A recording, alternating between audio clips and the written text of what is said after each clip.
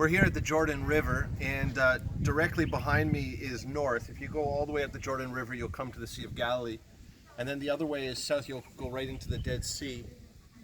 And then across the river, if you draw a straight line, you'll be at Mount Nebo. That's where Moses died, and authority over Israel transferred from Moses to Joshua. And if you draw a straight line from Mount Nebo, where Moses died, all the way to Jericho, it's a straight line.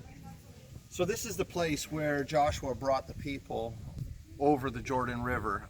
In addition to that, it's muddy. The banks are muddy if you go further south. They're muddy if you go further to the north.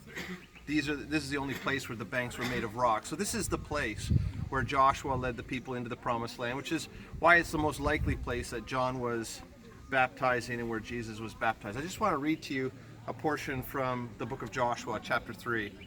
Joshua got up early in the morning, and moving on from Shittim, he and all the children of Israel came to Jordan and were there for the night before going over.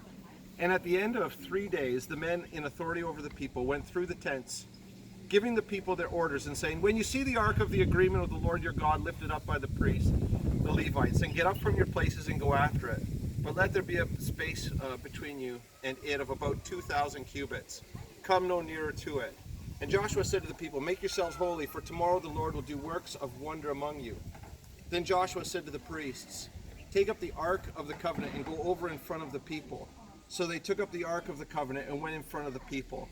And the Lord said to Joshua, "From now on I will give you glory in the eyes of all Israel, so that they may see that as I was with Moses, so I will be with you. And you are to give orders to the priests who take up the ark of the covenant and say, 'When you come to the edge of the waters of the Jordan, go no further.' And Joshua said to the children of Israel, 'Come to me here and give ear to the words of the Lord your God.'" And then in chapter 4 he continues, "When all the nation had come to the other side of the Jordan, the Lord again spoke to Joshua."